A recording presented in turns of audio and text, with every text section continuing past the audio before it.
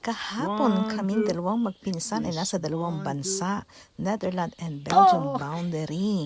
Isang Ngayon Belgium naman with friends na andito ang Belgium sa gitna ng Netherlands. Isang country sa gitna ng isang country. So halika, tingnan natin. Amazing to.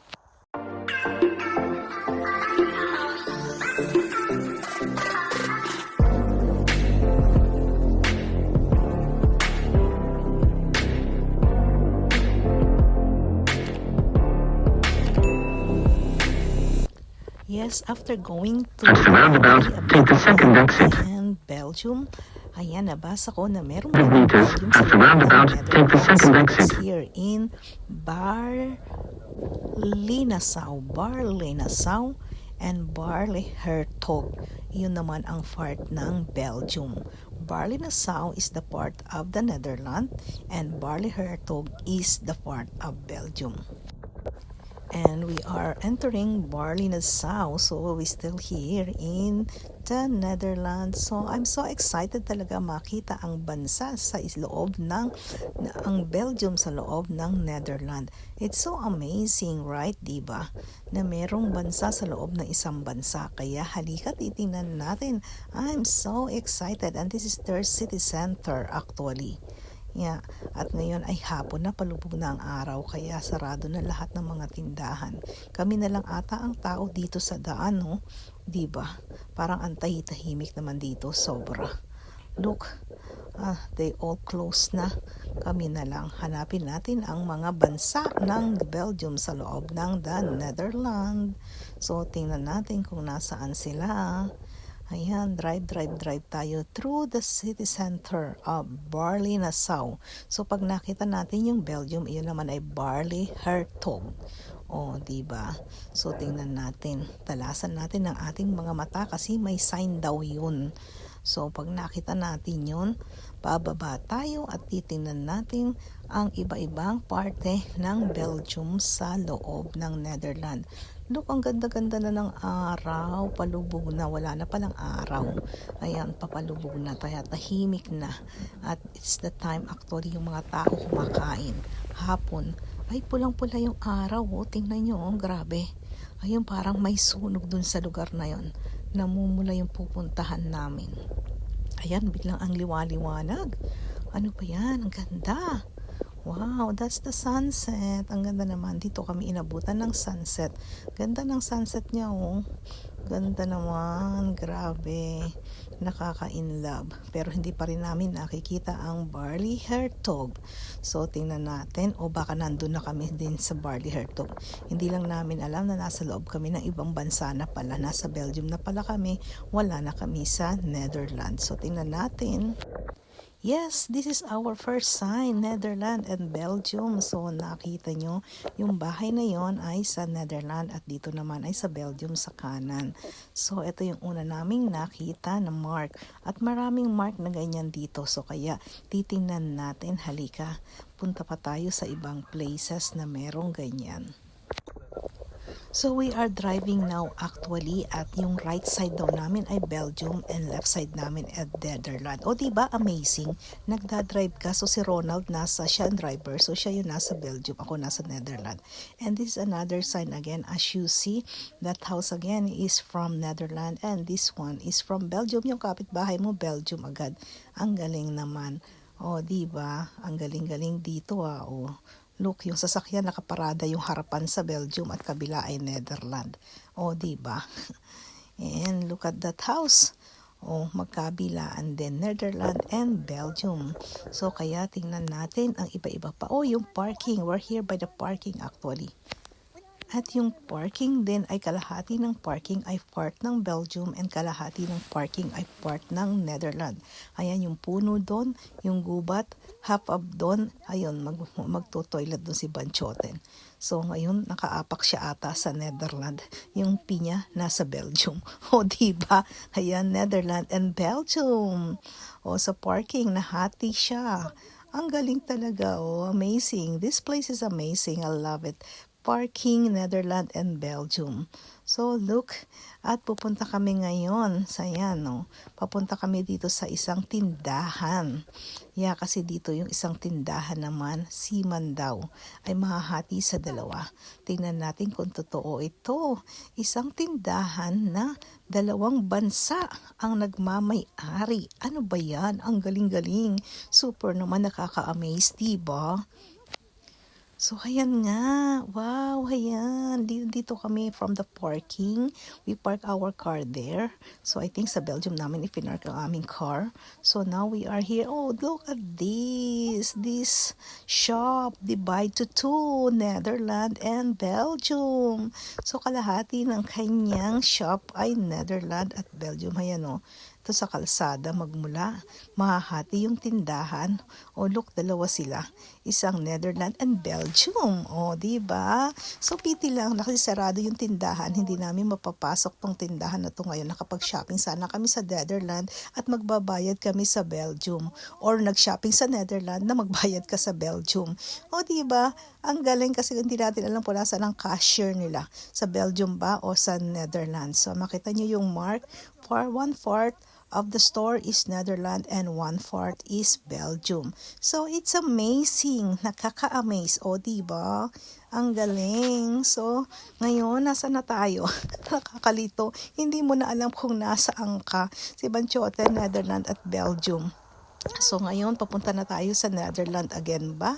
O Belgium ba? We're a part of Belgium at the moment. So, dito, magko-cross ka, nasa Belgium ka na. Ay nako, nakakalito naman tong bansang to. Hindi mo na mawari.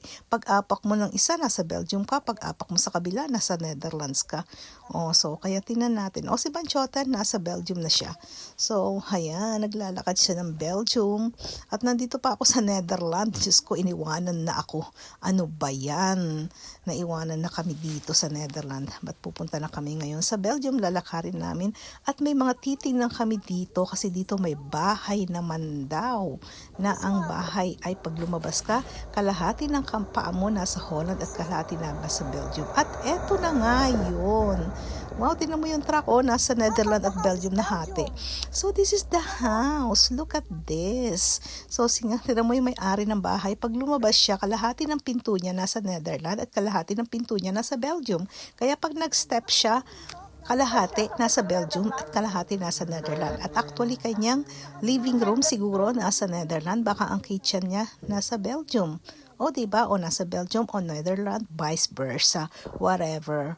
Pero nakakatuwa. O, diba? Tingnan nyo, eto Netherlands. Tapos, kabila lang ay Belgium. So, nakaka-amaze. Kaka-amaze yung mga bahay nila. Hindi mo mawari kung nasa ang part ka na. Natutulog ka, kalahati katawan mo sa Belgium, kalahati sa Netherlands. Ang gandang matulog siguro sa kwarto nila. Yung kama, or magto-toilet ka sa Netherlands, o naligo ka sa Belgium. Ang galing pwedeng mga mangyari dito sa bahay na to. So, ang galing-galing talaga. Nakaka-amaze. I love this place. Ayan, maglakad-lakad pa tayo actually. At meron din daw balita ko, may restaurant dito na nakaupo yung kabilang side sa Belgium, nakaupo ka sa kabilang side naman ay nasa sa Netherlands. O, diba? Sarap kumain nun. Yung ka-partner mo or your boyfriend will be in Netherlands and you are in Belgium. O, diba? Amazing din yun. So, nasaan kaya yun? Halika, hanapin nga natin. So, hanap tayo ng mga signs. So, that's the house. So, hanapin natin naman yung ibang mga part na may sign na ganyan ng Netherlands and Belgium. So, itong simbahan, hindi ko na mawari. Sorry guys, if this is Netherlands, Belgium, pero may simbahan dito. And I love this church. Look, kaso sarado nga kasi gabi na. So, at ito yung mga shop, sarado na rin sila kasi gabi na rin. Actually, it's already 8 o'clock. Ganito lang yung yung kasi magsa-summer. Pero gabi na rin kasi dito. At look, if you are driving in this road, half is Netherlands and kalahati ay Belgium. Kaya sabi ko nga sa inyo kanina, nagdadrive si Banchoten, my partner is in Netherlands at ako ata ay nasa Belgium. Ayan heto, hati yung kalsada, Netherlands and Belgium. So, dinadrive mo to ng hati. O, diba? Nakakaloka, naloka talaga ako sa bansang to. Ano ba yan? And they have a concave here. Conclave. Alam ko conclave lang kay poop sa mga poop. Pero may nakalagay dito. So hindi ko ito naintindihan. Maraming bansa. Ay hindi, ang hirap intindihin. Sa dami pa ng bansa niya na nakalagay dyan. Intindihin nyo na lang. Kasi di ko na maintindihan niya itong dalawang bansang to kung nasaan ako. Naliligaw na nga ako. Intindihin ko pa yan. At heto na naman kami bumalik dito sa Netherlands and Belgium. At Netherlands itong kinainan namin ng ice cream. Mag-ice cream daw kami. Bumili kami ng ice cream sa Netherlands as you see. At kakainin namin sa Belgium yung ice cream. Hindi kaya siya matunaw? Bago kami makarating sa Belgium, abangan. At ginabi na kami kahit malamig. Syempre, nag-ice cream pa rin kami. Diba? So, dito namin sa Belgium, kinain ng aming biniling ice cream sa Netherlands. Diba? Ang cute-cute. Ang galing-galing. Diba? Nakaka-amaze talaga. Super. So, we're going to the parking na nagpark kami sa Netherlands at nagbayad kami ng aming parking ata sa Belgium. Ano ba yan? Nakakaloka. Grabe. Nabaliw-baliw naman ako dito sa bansang to. At heto, while driving home, ginabi na kami. Dahil sa dalawang bansa, hindi naman ganun katagal actually ni stay namin. Pero talagang madilim na nang dumating kami as you see. And then, look at this. We find out na may nakita din kami ditong Belgium and Netherlands uli. Actually, habang nagdadrive kami, kita mo hindi namin mawari kung nasa Netherlands o Belgium kami habang nagdadrive. Basta nasa dalawang bansa kami dito. So pasok Netherlands, labas Belgium. Maya-maya Netherlands, Belgium. Nalito na po ako kaya pagpasensyahan nyo na po ang inyong lingkod at ang inyong kamahalan. Si Kalakwatsero.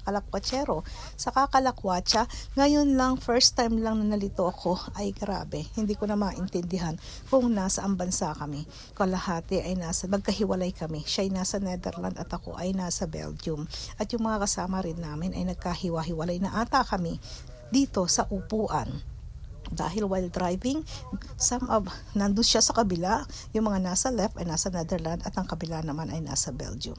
Diba? Ginabi na kami sa pagtitingin ng Netherlands, Belgium, but for sure we will be back here nang maganda pa yung araw para makita namin mabuti talaga ang mga mark na ganito. At heto nga, pero yung motong bahay na to, yung kanyang garden nahati sa dalawa, isang Netherlands at isang Belgium. Ang laki ng bahay niya, yung bahay din niya nahati din sa dalawa. Diba? Ang galing-galing. Ay, ang dami talaga nakakatuwa dito sa bansang ito. Barley, Nassau and Barley Hertog. At itong bahay na to, tingnan nyo yung bahay na to ha.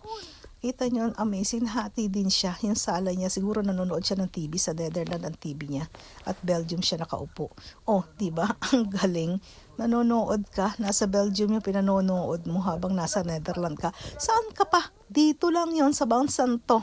Nakakatuwa siya at nakaka-amaze. At heto rin ang garahe. Kalahati nung kanyang kotse, ginarahe niya sa Belgium, lumabas siya sa Netherlands. Saan ka? May nakita kang ganun. At heto, itong isang bahay na to, ayun tinan nyo. Ayun ang pintuan din niya, diretso. Kabila, Netherlands, and kabila, Belgium. So for sure, ang sala niya ay nasa Netherlands at ang kusina niya ay nasa Belgium ang kanyang toilet.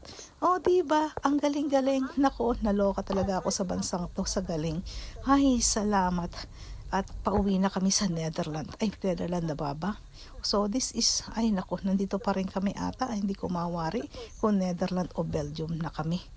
Basta ganun na nga yun. Anyway, thank you guys for watching. Nalito man kayo, hindi lang kayo. Ako din nalito. Ayan, yung bahay na yan nga, nakakalito dalawa, Netherlands at Belgium, diba? So, tinan nyo, Netherlands, Belgium, yung bahay na yan. So, hindi lang kayo nalito. Pati ang may-ari ng bahay niya nakakalito. Pero anyway, wag na natin isipin yun. Ay, ginabi na kami.